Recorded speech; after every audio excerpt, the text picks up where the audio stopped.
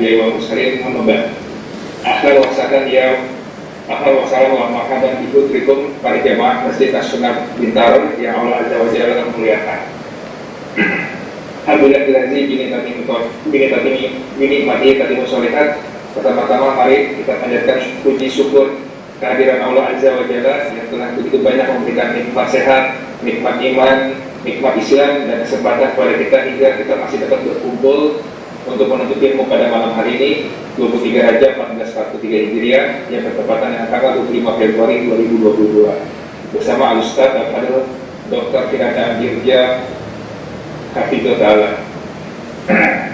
Kajian kita saat ini melanjutkan pembahasan kitab Al-Fiqhul Al-Manhaj, kitab fikih Imam Syafi'i rahimahullah dengan tema fikih zakat fitrah dan kurban. Baik, sebelum kajian dimulai, kami mengingatkan kepada jamaah untuk memahami dan mematuhi adab-adab dalam kajian, yaitu hadirkan niat ikhlas karena lillah Allah Ta'ala, mencatat untuk mengikat ilmu, menonaktifkan mic dan video sama Ustaz memberikan kajian. Insya Allah kajian akan dibagi dalam dua sesi, yaitu sesi pertama diisi dengan kajian ilmu, kemudian dilanjutkan dengan tanya jawab. Baik, untuk mempersingkat waktu, kami persilakan kepada Ustaz untuk memulai. Ya, kepada masykurah wa majurah. Jazakumullah khairan. Bismillahirrahmanirrahim. Assalamualaikum warahmatullahi wabarakatuh. Alhamdulillahi ala ihsani wa syukru lahu ala taufiqihi wa amtinani wa asyhadu an la ilaha illallah wahdahu la syarika lahu ta'ziman li sya'ni wa asyhadu anna Muhammadan abduhu wa rasuluhu adda ila ridwani. Allahumma salli alaihi wa ala alihi wa ashabihi wa ikhwani. Ikhwan dan akhwat para jemaah Masjid As-Sunnah Bintaro yang dirahmati Allah Subhanahu wa taala, pada pertemuan sebelumnya kita telah membahas tentang dua salat hari raya, yaitu salat Idul Adha dan salat Idul Fitr. Dan penulis kitab Al-Fiqhul Manhaj setelah itu menyebutkan dua perkara yang disyariatkan terkait dengan hari raya tersebut, yaitu yang terkait dengan Idul Fitr ada namanya zakatul fitr, yang terkait dengan Idul Adha ada namanya al-udhiyah, yaitu korban. Kita lanjutkan pertama tentang zakatul fitr ya. Zakatul fitr. Zakat al-fitr bahasa Indonesianya ya. Zakat al-fitr ya. Atau zakat fitri ya. Ya. Nah, al-fitr sendiri artinya adalah berbuka. Berbuka ya, yaitu setelah berpuasa, maksudnya hari lebaran. Hari lebaran ya. Dan penamaan zakatul fitr adalah penamaan zakat terhadap sebabnya ya. Namanya tasmiyatu syai' bisababihi, penamaan suatu dengan sebabnya. Disebut zakatul fitr karena zakat tersebut diwajibkan karena berbuka. Karena berbuka itu seorang selesai dari berpuasa dan dia berbuka, yaitu masuk di malam lebaran dan hari lebaran ya. Disebutkan ya bahwasanya zakatul fitr baru disyariatkan pada tahun kedua Hijriah, yang pada tahun kedua Hijriah, di tahun yang sama di mana diwajibkan puasa bulan Ramadan. Adapun asal tentang atau dalil tentang wajibnya, hadis yang diriwayatkan oleh Imam Bukhari dan Imam Muslim dari Ibnu Umar radhiyallahu ta'ala anhuma, anna Rasulullah sallam farada zakatul fitr min Ramadan ala nasi. Sungguhnya Rasulullah sallam mewajibkan zakatul fitr di bulan Ramadan kepada masyarakat, kepada manusia, sa'an min tamar, yaitu satu sa' dari tamar, atau sa'an min syair, atau satu sa' dari gandum putih, ala kulli hurrin au abdin, atas setiap orang yang merdeka maupun hamba sahaya, zakarin au unsa, laki maupun wanita, minal muslimin, dari kaum muslimin. Adapun syarat kewajibannya,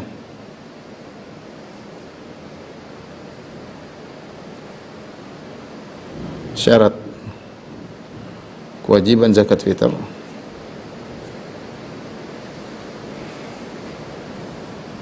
zakat fitri ya. Ada tiga disebutkan oleh mazhab Syafi'i. Yang pertama adalah beragama Islam, kemudian maka orang kafir tidak wajib bayar zakat fitr meskipun dia punya uang ya, orang kafir. Jika tinggal di negara kaum muslimin tidak wajib bayar zakat.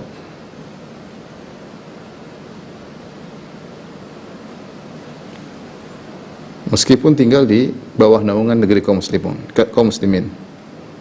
Meskipun kafir dhimmi.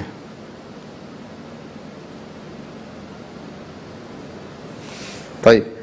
Tetapi sebagian ulama Syafi'iyah mengatakan jika orang kafir tersebut punya pembantu atau punya budak yang muslim, punya pembantu yang muslim, kita sebutkan bahwasanya semua orang Islam wajib bayar zakat. Maka pemerintah menyuruh dia untuk bayarkan zakat budak tersebut. Ya, karena dia yang bertanggung jawab atas budak tersebut atau dia bertanggung jawab atas pembantunya. Kalau pembantunya nggak bisa bayar zakat, dia disuruh bayar. Ya, karena yang kewajibannya bukan kepada orang kafirnya, tapi kepada orang Islamnya hanya saja mereka di bawah naungan orang non muslim. Tapi yang kedua, syarat yang kedua, ini syarat pertama. Jadi perhatikan di sini, kalau kita perhatikan syarat ini, ketika perhatikan syarat ini, maka tidak disyaratkan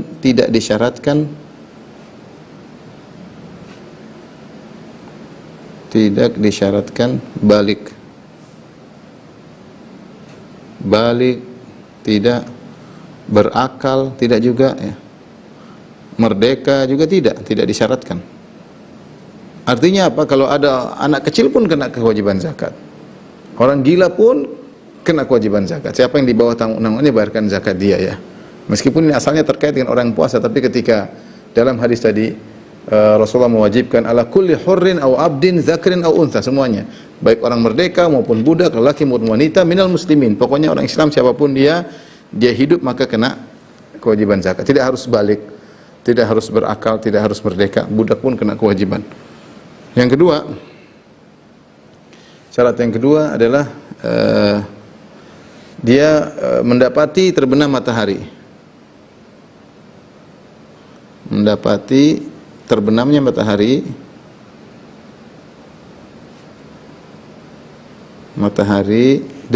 di hari terakhir bulan Ramadan.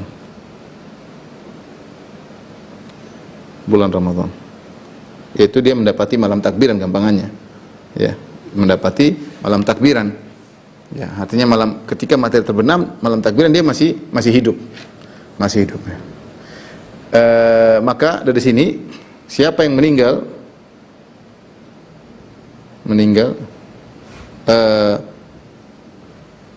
maka tidak wajib zakat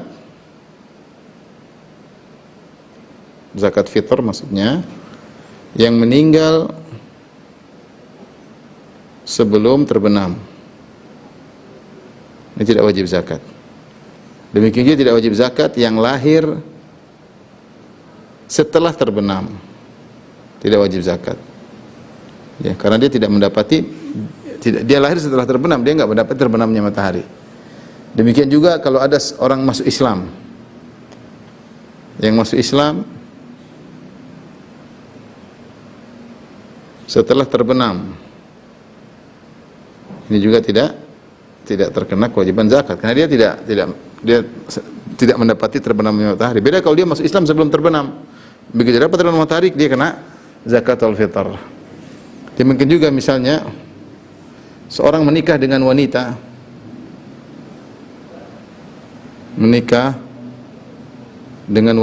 akad nikahnya setelah terbenam matahari. Maka dia tidak menanggung zakat istrinya. Dia tidak menanggung zakat istrinya. Ya, istrinya sudah bayar sendiri. Kenapa? Karena dia nikahnya setelah terbenam matahari. Ini disebut oleh fuqaha Syafi'iyah ya. Ini syarat yang kedua. Syarat yang ketiga,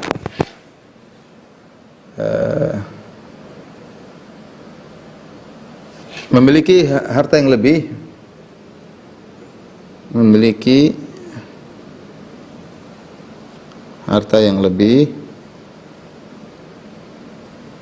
lebih dari apa ya? Lebih dari kebutuhan nafkahnya penafkahnya, kemudian nafkah ini umum ya, mencakup makan, pakaian, tempat tinggal, untuk malam hari raya dan hari raya. Malam hari raya dan siangnya. Ya, kalau dia punya kelebihan baru dia bayar zakat. Kalau ternyata dia nggak punya kelebihan, dia ternyata belum bayar kontrakan, dia ternyata belum bisa belikan baju buat anaknya, untuk anaknya nggak punya baju, maka dia tidak kena kewajiban bayar zakatul fitr. Zakatul fitr itu wajib jika dia memiliki kelebihan harta. Baik, Win.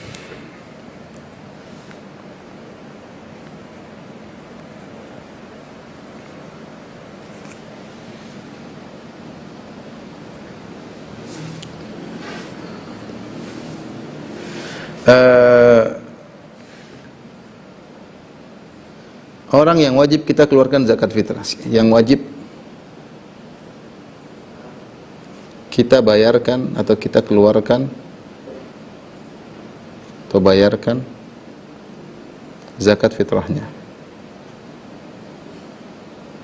zakat fitrinya, bukan fitrahnya, zakat fitrinya. Siapa aja? Yang pertama, diri kita sendiri. Kita wajib bayarkan zakat fitr buat diri kita sendiri. Yang kedua, orang-orang yang di bawah tanggungan kita. Tanggungan kita. Seperti usul dan furu'. Ya, usul. Al-usul. Maksudnya ayah orang tua. Orang tua dan nenek dan yang lainnya. Kemudian al-furu'. Maksudnya anak. Dan cucu ya. Yang kita memang mereka di bawah tanggungan kita ya. Mereka di bawah tanggungan kita. Kemudian Pak ulama sebagian menambah misalnya kalau zaman dahulu ada budak.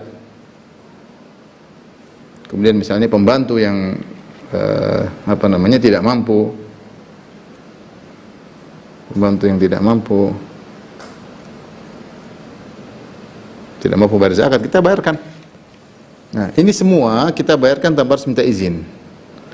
Kita keluarkan zakat fitrah mereka tanpa harus minta izin. Zakat fitri mereka tanpa minta izin. Nah, sebelum saya lanjutkan, memang ada sebagian ulama membolehkan menamakan zakatul fitr dengan zakat al-fitrah. Ada yang zakat fitrah, ya. Ada sebagian ulama Syafi'i yang membolehkan zakat fitrah. Mereka mengatakan zakat fitrah maksudnya kembali kepada fitrah yang Allah sebutkan dalam Al-Quran, fitratallahi allati fatara nasa 'alaiha la tabdila li khalqillah, yaitu zakat yang kembali kepada fitrah. Tapi yang lebih tepat Allah alam bisawab zakatul fitr, karena penamaan zakat fitr itu zakat karena berbuka puasa, karena mendapati terbenamnya matahari di hari terakhir di bulan Ramadan. Adapun jika kita bayar yang tidak wajib, yang tidak wajib kita bayar, kalau kita mau bayarkan orang, ya, catatan, jika kita ingin membayarkan orang,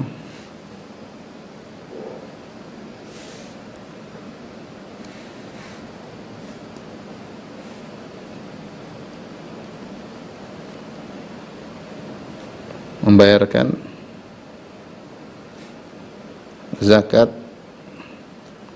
orang lain yang bukan tanggungan kita. Ini lupa, ini juga usul furu' budak, istri juga ya, istri juga harus kita bayarkan. Semua orang di bawah tanggungan kita ya. Jika kita ingin bayarkan zakat orang lain yang bukan tanggungan kita, misalnya saya ingin ada orang miskin tetangga ya, kita ingin bayarkan zakat fitr, atau kakak kita atau adik kita, maka ini harus minta izin. Harus minta izin, karena ini adalah ibadah. Harus minta izin agar kita menjadi wakilnya. Tidak boleh kita kemudian datang ke dia, sudah tidak usah bayar, saya sudah bayarkan. Tidak bisa. Harus minta izin. Saya bayarkan ya, seperti itu. Saya jadi wakilmu, saya akan bayarkan. Meskipun uang kita, nggak ada masalah. Ya, tapi kalau memang asalnya adalah di bawah naungan kita, nggak usah minta izin, kita bayarin memang. Karena memang mereka kita tanggung kehidupannya, kita bayarin, nggak ada masalah, nggak perlu minta izin. Baik, Win.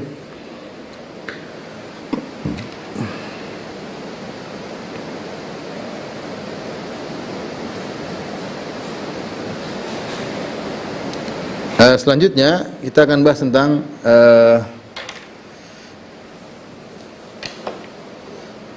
apa yang harus dibayar dalam zakat fitr ya. Hukum-hukum zakat fitr. Zakat fitri. Yang pertama adalah apa yang dikeluarkan.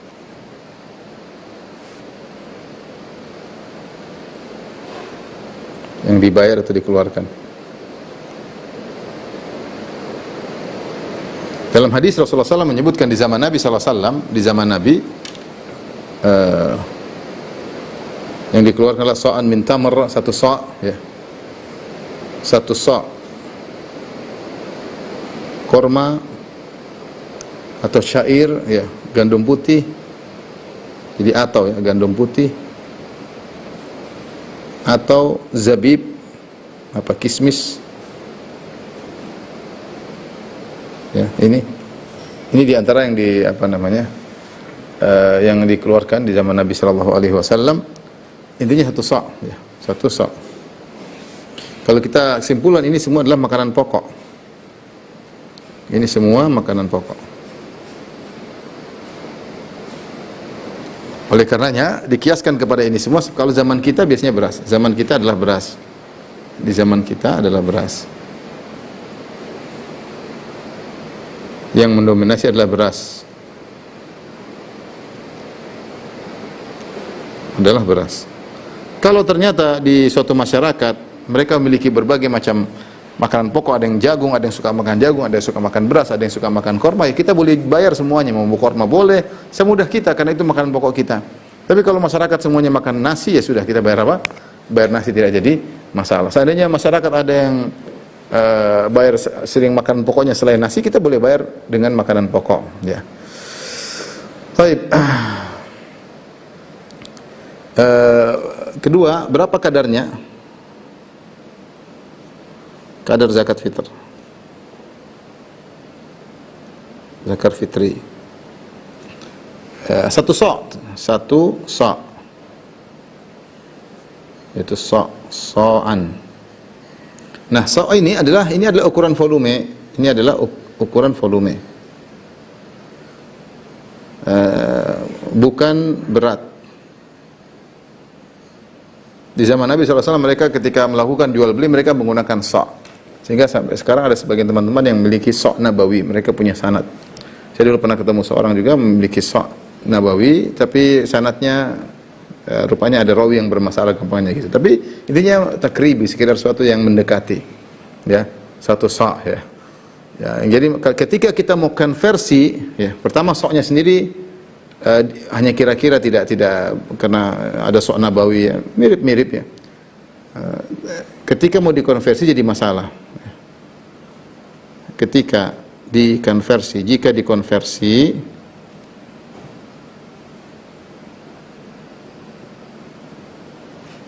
menjadi berat, maka khilaf di kalangan para ulama.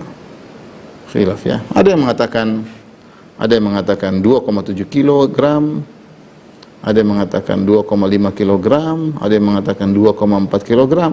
Dan ini yang dipilih oleh penulis Fiqhul Manhaj. Kata mereka satu sa' itu volume, tapi kalau dirubah menjadi dikonversikan menjadi berat, maka dia sekitar 2,4 kilogram. Masalah berikutnya, bolehkah membayar zakat fitri dengan uang? Mazhab Syafi'i tidak boleh, tidak sah membayar zakat fitri dengan uang. Yang membolehkan, semua jumhur mengatakan tidak boleh, yang membolehkan hanya mazhab Hanafi. Yang membolehkan hanya mazhab Hanafi.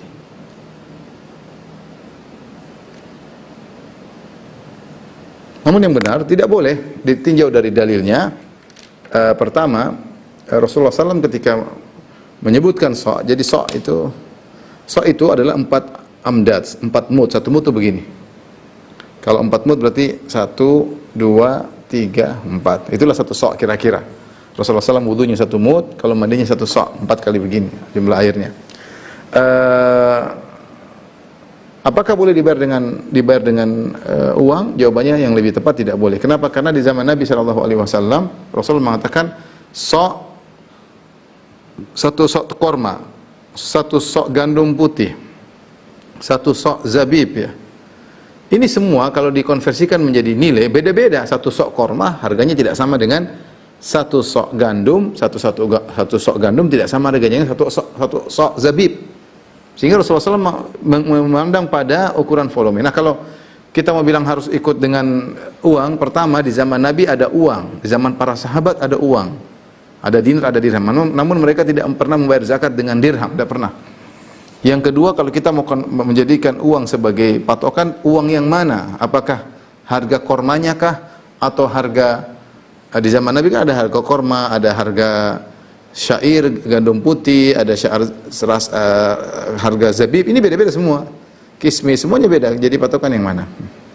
Namun wallahu alam, meskipun hukum asalnya tidak boleh, tetapi kalau ada maslahatnya maka tidak mengapa. Sebagaimana dijelaskan oleh sebagian ulama dari kalangan ulama Hanabila, bahkan dari ulama Syafi'iyah.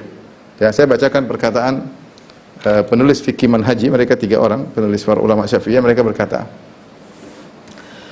wa madhabul Imam Syafi'i, madhab Imam Syafi'i annahu la tujzi'ul qimah. Menurut Imam Syafi'i tidak sah, ya, ini madhab Imam Syafi'i, tidak sah membayar dengan duit, harus dengan makanan pokok. Bala budda min ikhrajiha qutan, harus dikeluarkan dengan bahan makanan pokok, min ghalibi aqwati dzalikal balad, dari makanan pokok yang dominan di negeri tersebut. Illa annahu, tapi ternyata dia membolehkan, lihat. Illa annahu la ba'sa bittiba'i madzhab al-Imam Abu Hanifah. Tetapi tidak mengapa di zaman sekarang ini kita ikut mazhab Imam Abu Hanifah rahimahullah taala fi hadhil mas'alah fi hadzal asr. Dalam masalah ini, di masa sekarang ini. Wa huwa jawazu daf'il qimah, yaitu bolehnya membayar dengan uang. Dzalika li anna al-qimah anfa'u lil faqir, karena bayar dengan uang lebih bermanfaat bagi si fakir, si miskin. Al-yaum, pada hari ini. Minal faqir nafsihi, ya. Wa aqrab ila tahqiqil ghaya al-marjuwah. Ini lebih dekat pada mencapai tujuan yang diharapkan. Jadi saya ingatkan kembali kepada ikhwan-ikhwan, lihatlah bahwasanya para ulama Syafi'i yang menulis buku ini, mereka pun tidak harus berkutat pada mazhab Syafi'i. Dalam masalah ini mereka mengikuti mazhab Hanafi, ya, mazhab Hanafi, ya. Artinya tidak benar kalau kamu sudah mazhab Syafi'i enggak boleh keluar sama sekali. Kalau kamu sudah sholat harus sholat mazhab Syafi'i, enggak boleh ada sedikit hambalinya, enggak boleh. Kalau kamu sudah zakat harus zakat mazhab Syafi'i. Ini buktinya mereka keluar dari mazhab Syafi'i dan ikut mazhab Hanafi, ya. Dan itu juga Ibnu Taimiyah sebutkan bahwasanya kalau memang dalam kondisi ada maslahatnya sangat besar, maka boleh dengan uang, ya. Ibnu Taimiyah tidak khusus bicara tentang zakatul fitr, tapi dia bicara zakat secara umum. Contoh misalnya ada suatu komunitas masyarakat, mereka sudah punya beras, cuma mereka nggak punya uang untuk beli lauk. Kondisi seperti ini mending kita kasih uang mereka buat beli lauk, mereka untuk makan. Mereka untuk makan. Tapi kalau ternyata mereka butuh beras, maka jangan kasih uang, kasih beras. Kita lebih hati-hati, ya. Kita berpegang dengan 3 mazhab, yaitu mazhab Syafi'i, mazhab Hambali, mazhab Maliki. Yang bolehkan uang cuma mazhab Hanafi, ya. Kita berusaha berpegang teguh dengan mazhab Syafi'i karena memang dalilnya lebih kuat. Di zaman Nabi, di zaman sahabat ada duit, namun mereka bayar dengan makanan pokok. Dan zakat fitr itu tujuannya adalah untuk tidak kelaparan pada hari raya, bukan untuk berbanyak-banyak duit. Enggak, itu zakat mal itu. Mungkin untuk ini, untuk bayar ini, bayar listrik, bayar sewa rumah, itu zakat mal. Kita nggak apa-apa, kita bayar zakat fitr dengan zakat mal. Adapun zakat fitr untuk bisa tidak kelaparan pada hari raya, maka itu yang dibutuhkan adalah makanan pokok, ya, makanan pokok. Kecuali itu dalam kondisi darurat, dibutuhkan uang, makanan pokoknya sudah ada, nggak ada lauknya, oke lah kita kasih uang misalnya. Baik, di antara juga permasalahan zakat fitr adalah waktu pembayaran zakat fitr. Yang keempat, waktu bayar zakat al-fitr.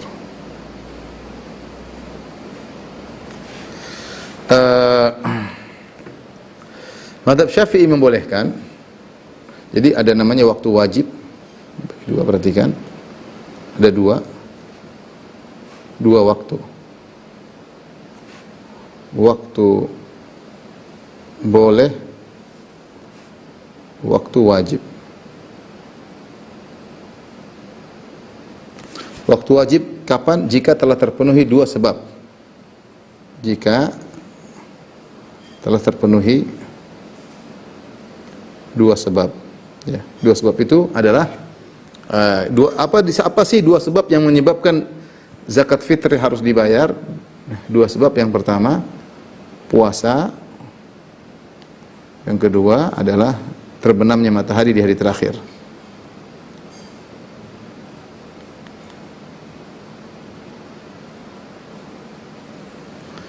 Jika telah terpenuhi dua sebab ini, maka wajib untuk bayar zakat fitr. Tapi waktu boleh kapan? Jika terpenuhi salah satu sebab.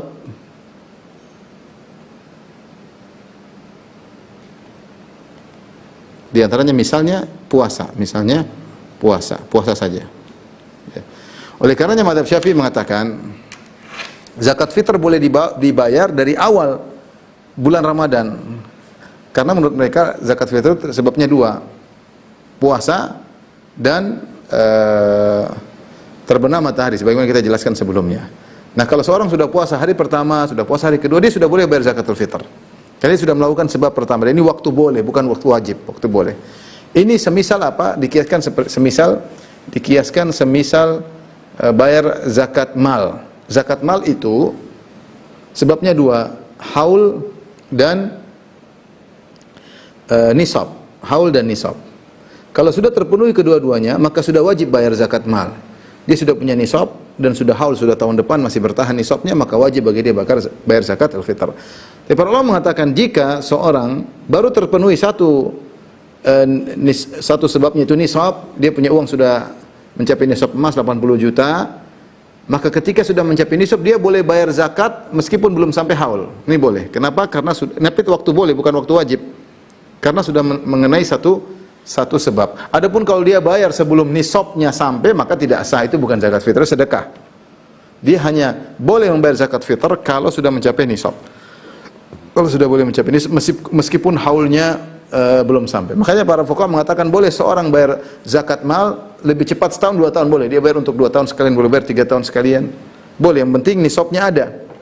Nisabnya sudah sampai. Tapi dia belum terkena kewajiban. Dia baru terkena kewajiban kalau sudah nisab dan sudah haul. Sama dengan zakatul fitr menurut mereka, menurut mazhab Syafi'i, bahwasanya ada dua sebab, sebabnya puasa dan terbenamnya matahari.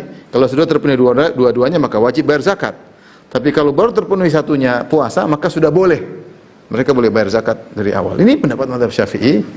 Apalagi dikuatkan dengan perbuatan Ibnu Umar yang mengeluarkan zakat sehari sebelum dan sehari atau 2 hari sebelum Idul Fitr. Wallahu a'lam bishawab. Diselisih oleh para ulama yang lain, para mazhab yang lain, bahwasanya mereka memberi keringanan 2-3 hari sebelum Lebaran, karena tujuan dari zakatul fitr itu adalah agar orang-orang pada hari Lebaran tidak kelaparan, intinya gitu. Nah, kalau dibayar pada hari pertama, hari kedua repot, mungkin sudah habis. Ya, tapi ala kulli hal ini khilaf di kalangan para ulama. Ada khilaf di kalangan para ulama. Kita akan melihat wijhatun nazar dari sisi pendalilan dari mazhab Syafi'i. Ya. Adapun waktu terakhir, ini waktu apa namanya? Waktu bayar zakat fitr, waktu bayar zakat fitr. Yang terakhir adalah pembahasan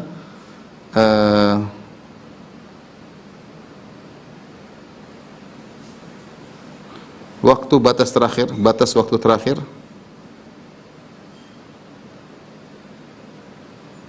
Bayar zakat. Tentunya kita tahu zakat fitr dibayar yang terbaik adalah sebelum salat Id, sebelum salat Id. Kalau sudah bayar setelah salat Id, maka dikatakan sedekah, ya, dikatakan sedekah. Namun mazhab Syafi'i mengatakan waktu bayar zakat fitri, ya, paling terakhir adalah sampai terbenam matahari hari Lebaran, ya, yaitu malam Lebaran sampai penghujung hari Id. Hari Id. Yaitu sebelum terbenam matahari. Terbenam matahari pada hari Lebaran, pada hari Idul Fitri, hari raya. Adapun kalau dia bayar pada hari besoknya maka qadha. Tapi mazhab Syafi'i tentunya bayar sebelum salat Id. Tapi kalaupun dia bayar setelah salat Id, maka masih sah. Masih disebut sedekah dan itu sah. Dan masih pada waktunya. Tapi kalau dia bayar pada malam harinya atau besoknya, maka dia sudah qadha ya. Jadi mengatakan ila nihayati yaumil Id. Ya, dimakruhkan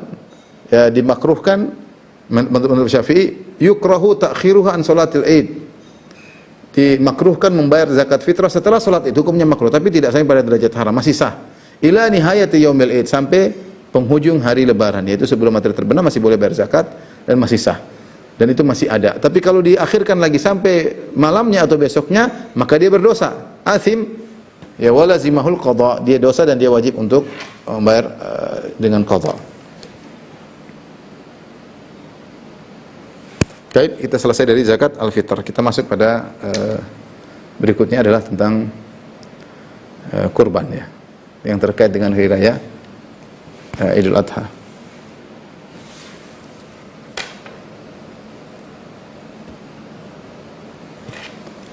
Al-udhiyah ya. Kita singkat saja, yaitu kurban ya. Adapun disyariatkannya sebagaimana kita tahu kisah Nabi Ibrahim alaihissalam dengan Nabi Ismail. Nabi Ibrahim berkata, "Inni ara fil manami anni adbahuk, wahai anakku, aku melihat dalam mimpi aku menyembelihmu." Dan Ismail tahu mimpi ayahnya, mimpi Nabi adalah wahyu. Dia mengatakan, "Ya abati fa'al ma tu'mar, satajiduni insyaallah minas sabirin." Lakukanlah apa yang kau perintahkan, kau akan dapati aku sabar. Akhirnya falamma aslama tallahu lil jabin. Tatkala keduanya sudah tunduk pada perintah Allah, kemudian anaknya sudah ingin disembelih, tiba-tiba Allah menyebutkan, kami panggil Ibrahim, qad saddaqta ru'ya, ya, kau telah membenarkan mimpimu. Dan kata Allah, wa fadainahu bidzibhin azim, dan kami ganti dengan sembelihan yang besar, yaitu domba yang besar. Maka dari situlah disyariatkannya namanya hari raya kurban, sebagai bentuk mengingat bagaimana pengorbanan Nabi Ibrahim yang luar biasa, yang Allah suruh dia menyembelih putra yang paling sangat dia sayangi, putranya satu-satunya ketika itu yang sudah menjadi orang dewasa, yang dia tinggal selama ini, ternyata disuruh untuk disembelih dan dia melakukannya. Tapi subhanallah, Allah ganti dengan domba. Nah, kalau ditanya apa hikmah daripada udhiyah, kurban, kita bilang hukum asalnya hikmahnya tunduk kepada Allah. Allah yang suruh kita tunduk. Dan hikmah-hikmah lain banyak. Di antaranya misalnya hikmah kita menyembelih karena Allah Subhanahu wa taala. Ini kambing kita pelihara, sapi kemudian kita sembelih karena Allah Subhanahu. Ini ibadah. Di sana masih banyak orang menyembelih kepada selain Allah Subhanahu. Ada yang menyembelih untuk pohon, ada yang menyembelih untuk kuburan, ada yang menyembelih untuk jin, ada yang menyembelih untuk sawah, ada yang menyembelih untuk bumi, ada yang menyembelih untuk laut. Masih banyak orang menyembelih kepada selain Allah. Ada yang menyembelih untuk jin, menyembelih untuk dukun, menyembelih untuk roh-roh di hutan-hutan. Kalau membuka proyek menyembelih untuk roh-roh. Ini semua kesyirikan. Dan kita bahwasanya udhiyah menyembelih karena Allah. Fasholli rabbika wanhar, salatlah karena Allah dan sembelihlah karena Allah. Kemudian hikmah yang kedua adalah untuk muasat lil fuqara, untuk bagi-bagikan kepada fuqara. Orang fakir kita bagikan, mereka senang. Ada sebagian orang yang mungkin tidak pernah makan kambing, tidak pernah makan sapi kecuali Idul Kurban, kecuali Idul Adha. Jadi ini hukumnya disyariatkan ya. Dan Nabi SAW pun selalu menyembelih ya. Dalam hadis riwayat Bukhari, anna Nabi sallallahu alaihi wasallam dhaha bi kabshaini amlahaini aqranain. Rasulullah SAW menyembelih dua ekor domba. Kabsy maksudnya domba, amlahain ini mengatakan putih. Amlah maksudnya putih atau warna putih mendominasi warna domba tersebut. Aqranain ada hitam-hitam yang sedikit. Aqranain itu bertanduk ya. Dzabahuma biyadihi. Rasulullah SAW menyembelih dengan tangannya, wasamma, Rasulullah mengatakan bismillah wa kabbar Allahu akbar.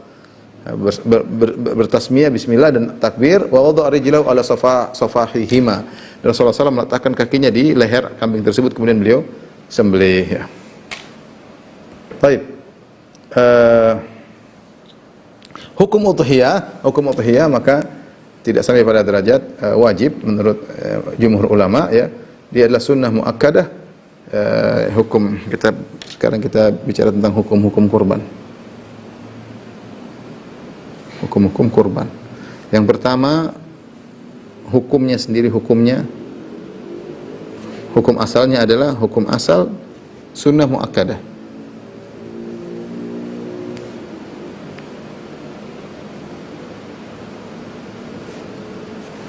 Hukum asal sunnah muakkadah adalah sunnah yang ditekankan. Namun bisa jadi wajib dengan dua hal. Bisa jadi wajib karena dua hal. Apa aja? Yang pertama karena nazar. Saya bernazar akan menyembelih pada Idul Kurban, Idul Adha ya. Dua hal ya. Nazar. Yang kedua dia tunjuk ya. Dia tunjuk. Dia mengatakan ini kambing-kambingku untuk korban. Maka jadi wajib kata para ulama. Ya, jadi wajib. Apa bedanya antara yang sunnah dengan yang wajib? Bedanya perhatikan. Bedanya sembelihan yang sunnah boleh dimakan sendiri, boleh dimakan sebagiannya sendiri.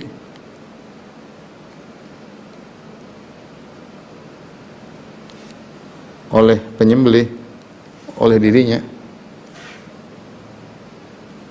Adapun yang sembelihan yang wajib tidak boleh sama sekali.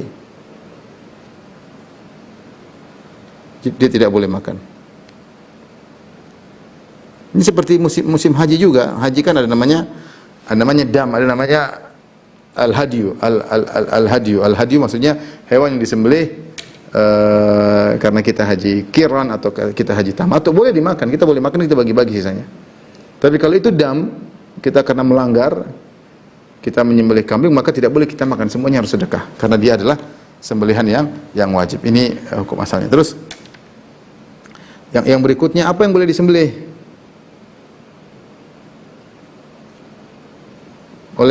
Apa yang boleh jadi kurban? Ada 3 hewan. Yang pertama adalah onta dengan berbagai macam jenisnya, dengan jenis-jenisnya bebas ya. Onta Afrika, onta Indonesia kalau ada, onta manapun, onta Afrika, onta Arab, onta mana ya, boleh. Yang kedua adalah sapi dengan jenis-jenisnya. Di antaranya adalah jamus, yaitu kerbau, seperti kerbau. Kemudian yang ketiga adalah kambing dengan jenis-jenisnya. Kambing atau domba ya. Semua mais atau domba. Mais itu adalah kambing, kalau bilang kambing Jawa, domba ya kita tahu yang berbulu ya. Semuanya diperbolehkan untuk dijadikan korban. Adapun berkorban dengan kuda enggak boleh. Kuda mahal Ustaz. Kita korban dengan kuda paling besar enggak boleh. Korban dengan gajah enggak boleh. Apalagi korban dengan ayam lebih tidak boleh lagi ya. Baik,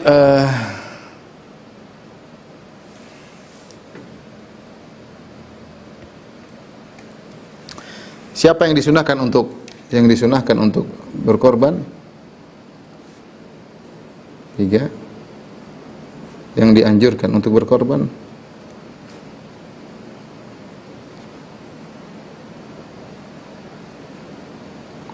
Siapa saja disebutkan, yaitu tentunya Islam, tapi ini ada baliknya. Kalau tadi zakat fitrah tidak ada, Islam, balik dan berakal, kemudian kemampuan ya. Islam, kemudian balik, dewasa, dan berakal, tidak gila, kemudian mampu, istita'ah, kemampuan.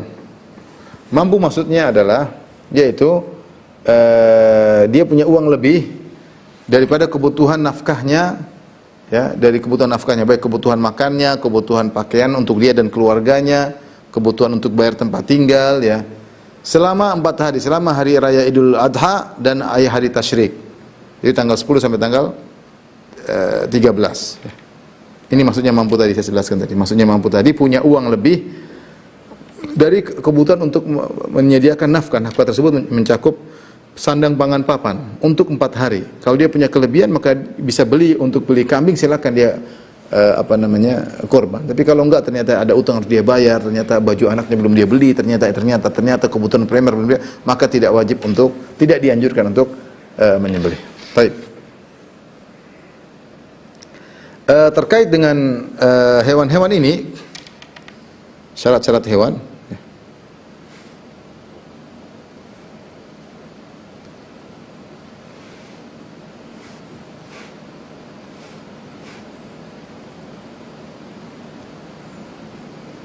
Syarat-syarat hewan yang pertama dari sisi umur.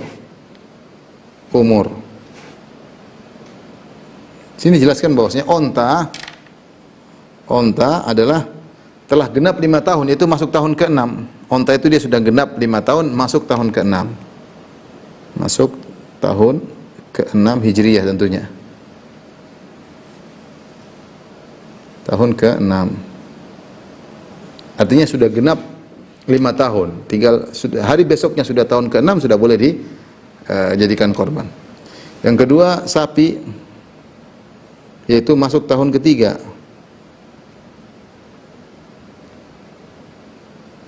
Artinya sudah genap 2 tahun. Sudah genap 2 tahun. Kemudian terkait dengan kambing, kalau kambing Jawa, maiz, Jawa sama seperti sapi, masuk tahun ketiga. Sudah masuk tahun ketiga. Itu sudah genap 2 tahun. Kemudian domba, yaitu masuk tahun kedua, sudah genap setahun. Ini umur diperhatikan orang-orang kalau kepada teman-teman yang menjual hewan korban, harus perhatikan hal ini. Jangan dia jual sebelum umurnya sehingga tidak memenuhi persyaratan. Kemudian terkait dengan kondisi hewan.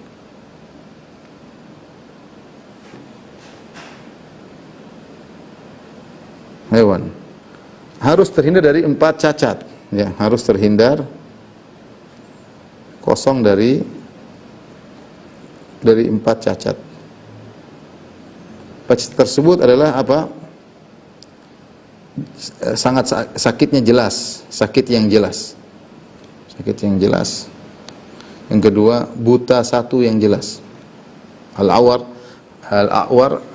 al-awra, al-bayyin awaruha. Buta satu yang jelas buta, apalagi kalau dua-duanya buta lebih tidak boleh lagi. Kemudian di antaranya al-arja al-bayyin arajuha, yang jelas pincangnya, pincang kaki satunya. Kalau kaki dua pincang lebih parah lagi, satu kaki pincang enggak boleh. Yang keempat, yang sangat al-ajfa allati la tunki, yaitu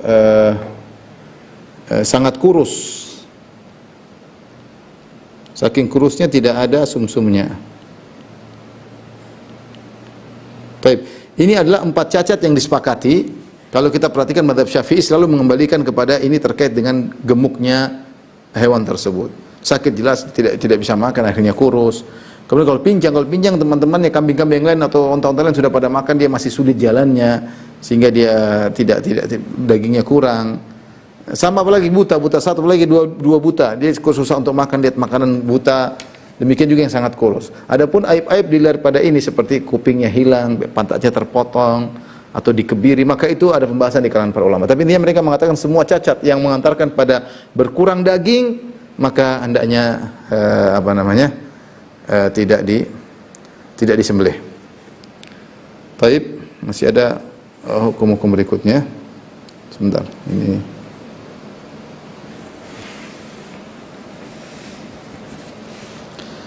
hukum-hukum berikutnya.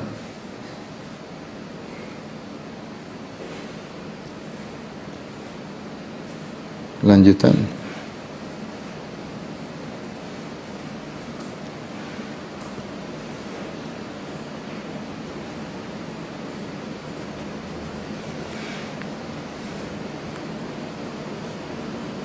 Hukum-hukum kurban.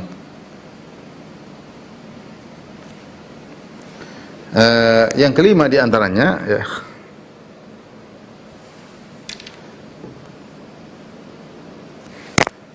satu kambing ya, apa namanya, hukum berserikat dalam penyembelihan.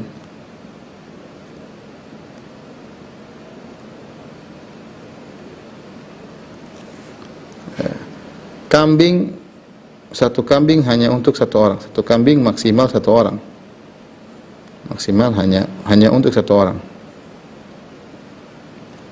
Adapun onta atau sapi, satu onta atau sapi maksimal buat 7 orang.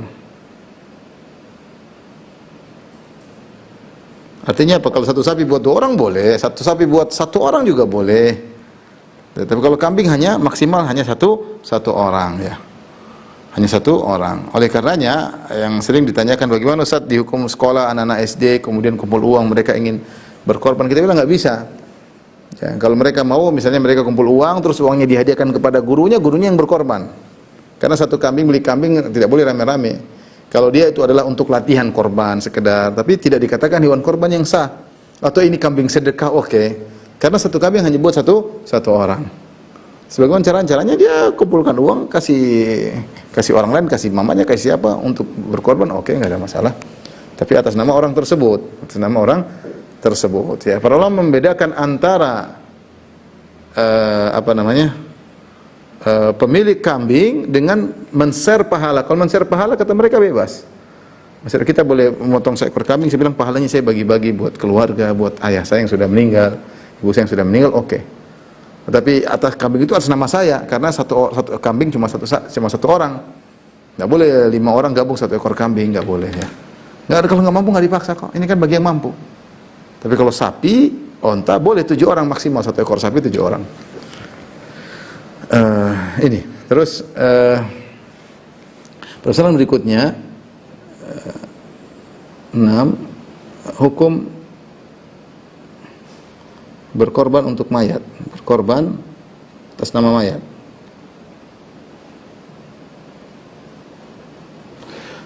Dua kondisi. Yang pertama, jika mayat tersebut berwasiat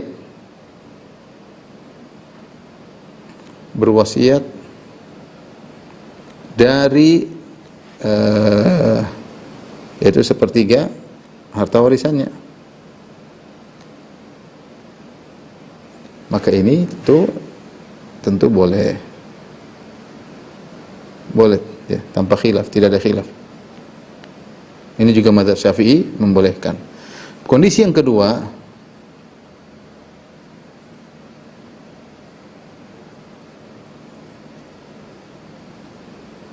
jika sang mayat tidak berwasiat. Misalnya bapak kita meninggal tidak pernah berwasiat nanti potongkan kambing dari harta bapak. Tidak pernah. Terus kita ingin berbuat baik sama bapak, kita menyembelih atas nama bapak misalnya. Bapak sudah meninggal, ibu sudah meninggal. Maka ini khilaf. Yang rajih di mazhab Syafi'i tidak, mazhab Syafi'i tidak sah. Ini disampaikan oleh Nawawi, tidak sah. Ini mazhab Imam Syafi'i, tidak sah. Mazhab yang lain boleh, ya, ada khilaf tentu. Mazhab Hambali misalnya, Hambali boleh. Karena dikiaskan dengan sedekah. Para ulama telah sepakat sedekah atas nama mayat boleh. Nah, kalau sedekah atas nama mayat boleh, maka kambing dipotong atas nama juga boleh. Tapi ulama Syafi'i membedakan beda antara sedekah dengan menyembelih. Ini 2 ibadah yang berbeda. Inti dari ibadah berkorban itu sebenarnya bukan sedekahnya, itu nomor 2. Inti pertamanya adalah kamu menyembelih karena Allah. Kamu menyembelih karena Allah. Ini kan ibadah menyembelih. Adzabhu itu ibadah. Kamu menyembelih karena Allah. Sedekah urusan belakangan. Jadi sembelihan itu intinya bukan sedekahnya, tapi intinya menyembelih. Oleh karenanya tidak boleh kita menyembelih atas nama mayat karena tidak ada contohnya. Subhanallah, mazhab Syafi'i mengatakan demikian. Tapi ini masalah khilafiyah. Sebenarnya memandang boleh karena ini masalah sedekah ini juga sedekah yang kita ingin sedekahkan kambingnya dan atas nama orang tua, sehingga mereka mengatakan tidak apa-apa menyembelih atas nama mayat. Tapi saya ingin sebutkan bahwasanya ada khilaf di kalangan para ulama tentang permasalahan ini, ya, tentang permasalahan ini. Kemudian masalah berikutnya,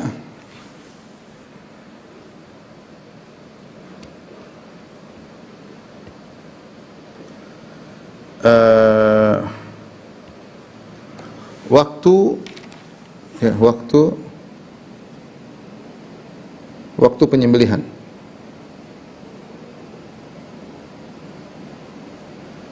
Kita tahu bahwasanya ada sahabat dulu dia menyembelih sebelum orang salat Id. Kata Nabi sallallahu alaihi wasallam, "Syatuka syatu lahmin." Dagingmu hanya daging biasa, bukan daging korban, karena kamu menyembelih sebelum salat Id. Maka awal waktu adalah setelah salat Id. Baru boleh. Dan mazhab Syafi'i mengatakan meskipun tidak salat Id, yang penting cukup waktu setelah terbit matahari, setelah waktu duha, cukup untuk 2 rakaat dan 2 khutbah. Karena khutbahnya 2 kali. Pokoknya waktunya sudah melewati, misalnya kita syuruk misalnya jam 6 waktu duha, taruhlah setengah 7. Setengah 7 cukup untuk 2 khutbah, cukup untuk 2 salat, ya mungkin seperempat jam atau 30 menit. Berarti jam 7 sudah boleh nyembelih meskipun kita tidak salat. Jadi yang ditinjau adalah waktunya. Atau waktu setelah lewat waktu yang cukup untuk 2 rakaat dan 2 khutbah.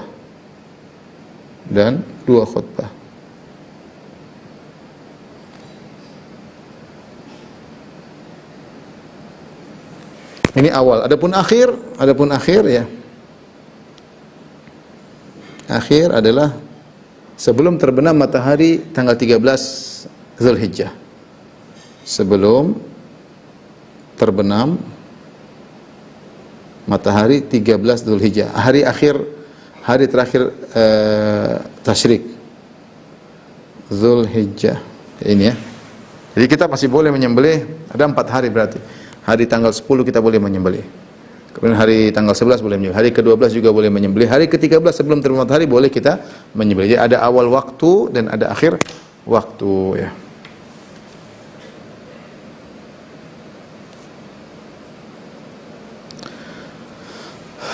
Taib, lanjutkan ini.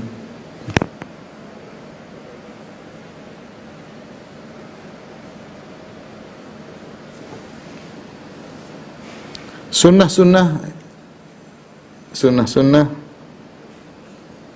terkait udhiyah.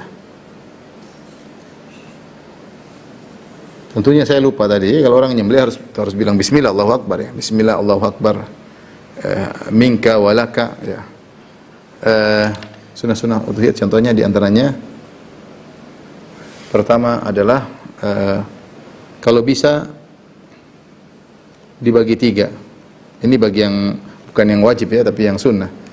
Kalau wajib tadi, kalau sembelih karena nazar harus semuanya dibagi. Ini dibagi 3. Sepertiga makan sendiri,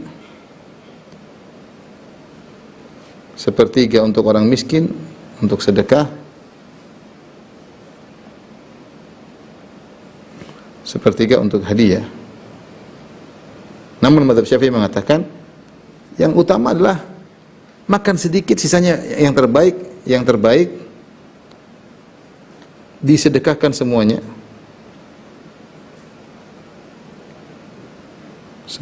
kecuali beberapa suapan, kecuali sedikit dimakan sendiri untuk keberkahan,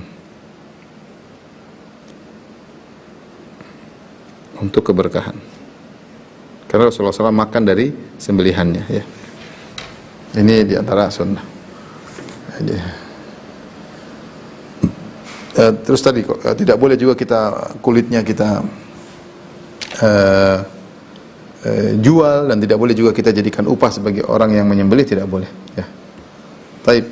Di antara juga sunnah udhiyah yang kedua, jika ingin berkorban maka sejak malam 1 Zulhijjah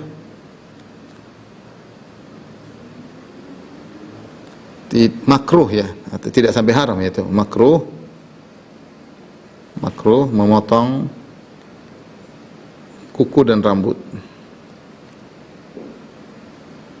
Tapi tidak sampai derajat haram. Sebenarnya dalam hadis kata Nabi sallallahu alaihi wasallam, "Idza ra'aitum hilala dzulhijjah."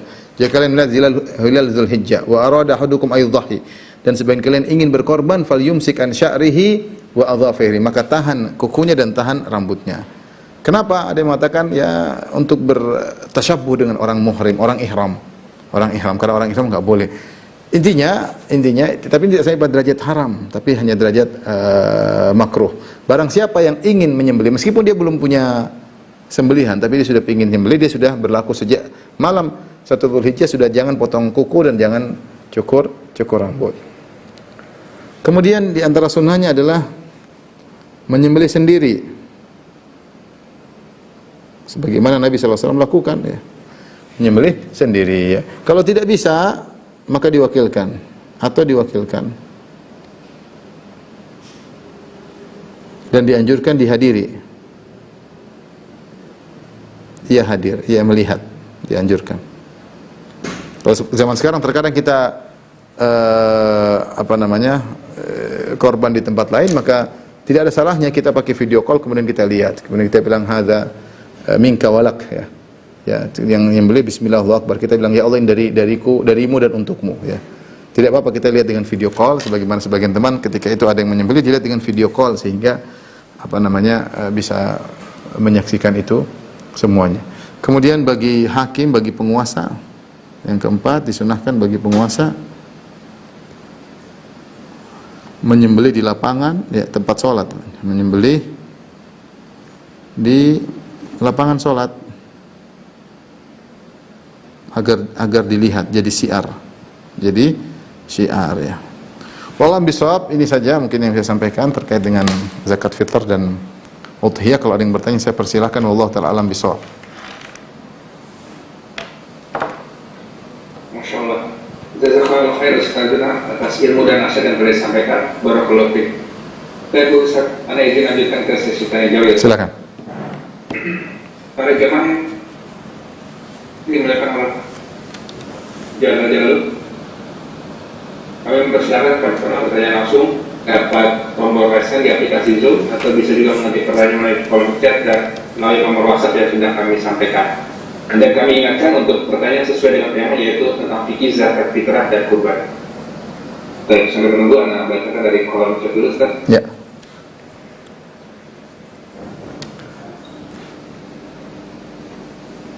Silakan. Bismillah. Assalamualaikum Ustaz, izin bertanya.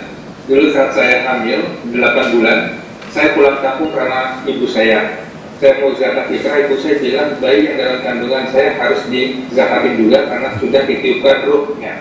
Saya awalnya ragu karena saya belum paham betul, karena ibu saya memaksa saya mengikuti.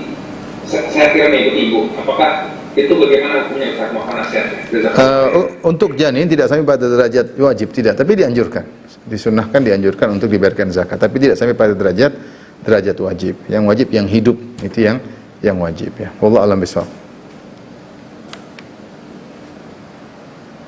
Baik Ustaz, alhamdulillah.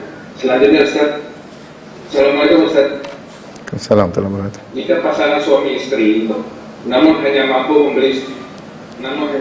membeli satu kurban dan kami sama-sama bekerja, apakah lebih baik di atas namakan kepada suami atau istri Ustaz? Saya sebagai istri ingin bergantian karena alhamdulillah di tahun sebelumnya sudah atas nama suami. Bagaimana baiknya Ustaz? Mohon nasihat. Tidak ada masalah. Asalnya suami kalau sudah menyembelih, maka untuk sekeluarga, ya, dia sudah menyembelih dan dia share pahalanya untuk keluarga atas nama dia. Tapi kalau ternyata ya, istri ingin menyembelih, kemarin kamu sekarang saya, tidak ada larangan, tidak jadi masalah, boleh, nggak ada masalah. Gantian, karena uang tidak cukup. Ya, kalau uang cukup ya dua-dua juga boleh.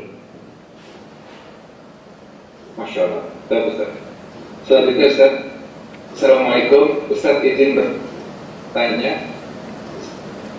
Saya suka zakat pada Ustaz setiap tahunnya, apakah ada doa khusus ketika zakat fitrah? Soalnya kalau saya fitrah, saat saya berdoa mau pencerahan Ustaz. Wallahu alam, saya tidak tahu, mungkin ada doa, ya, karena memang Allah mengatakan khudz min amwalim shadaqatan tutahhiruhum wa tuzakkim wa shalli alaihim. Kata Allah, ambillah zakat dari mereka, ya, secara umum ambillah zakat dari mereka. Allah mengatakan wa shalli alaihim, doakan mereka. Jadi orang yang, tapi saya tidak tahu doa khususnya apa, tapi kalau orang ada yang bayar zakat, kita doakan. Cuma doanya apa, wallahu alam bisawab. Saya nggak tahu, wallahu alam.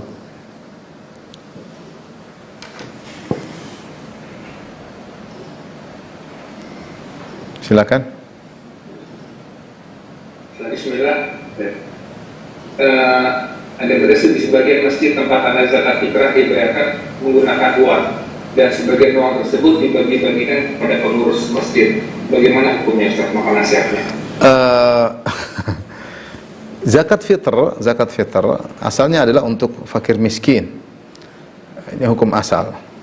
Tapi sebagian ulama Syafi'iyah mengatakan boleh 8 golongan kecuali 2 yang tidak boleh,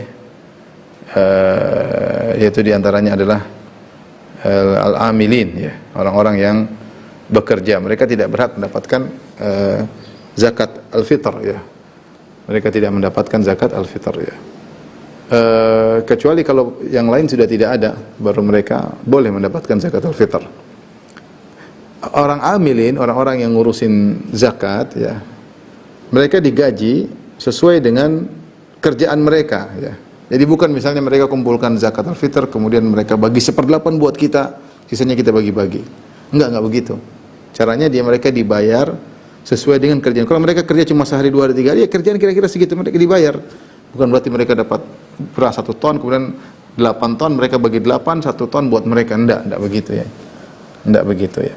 Tapi kalau memang tadi dibayar uang, ternyata pengurus masjid adalah orang-orang yang miskin, berhak untuk dapat zakat, ya, maka menurut mazhab Al-Imam Abu Hanifah maka tidak jadi masalah. Jika memang mereka adalah orang-orang yang miskin yang berhak untuk mendapatkan zakat.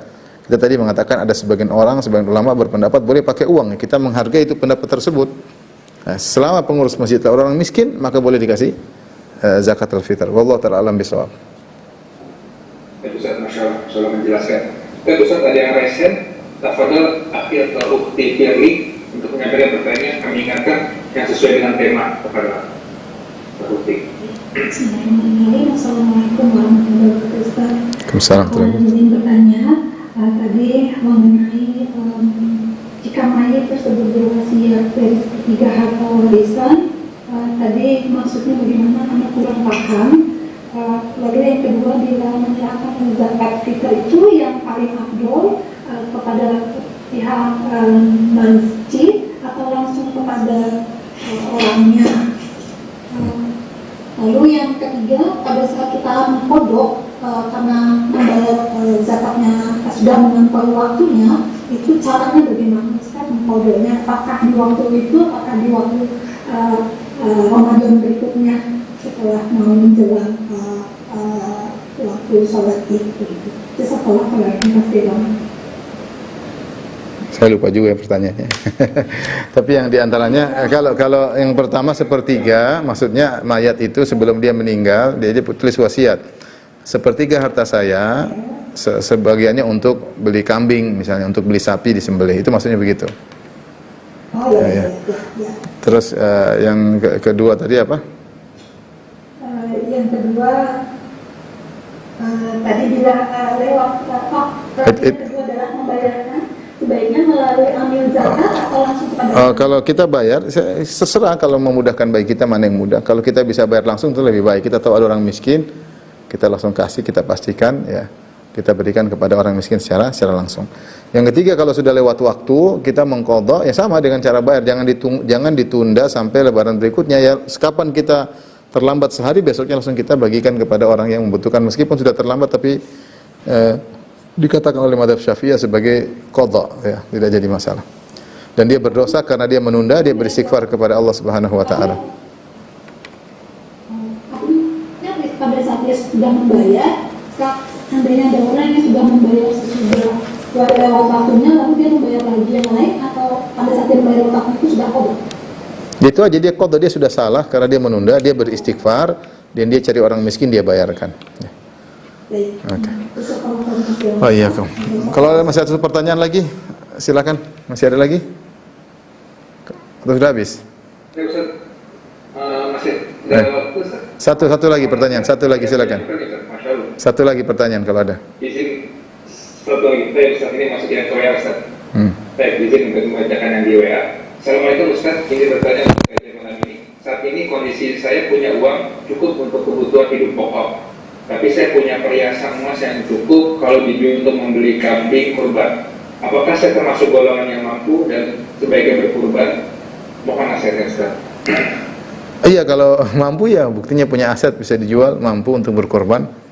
Iya, tapi ya tadi tetap saja kurban hukumnya sunnah muakkadah, sunnah yang sangat dituntut. Ya, kita simpan-simpan harta juga. Kalau ada keperluan harta untuk pengembangan usaha, untuk ini ke depan ya silakan. Tidak diharuskan, tidak sampai pada derajat harus. Tapi kalau kita punya uang bisa untuk berkorban, kita berkorban. Ya. Kita mengumpulkan pahala sebanyak-banyaknya sebelum dipanggil oleh Allah Subhanahu Wa Taala. Jangan menunda-nunda kebaikan. Demikian para jemaah Masjid As-Sunnah Bintan yang rahmatillah subhanahu wa ta'ala. InsyaAllah kita lanjutkan pada kesempatan yang lain. Wabillahi taufiq wal hidayah. Assalamualaikum warahmatullahi wabarakatuh.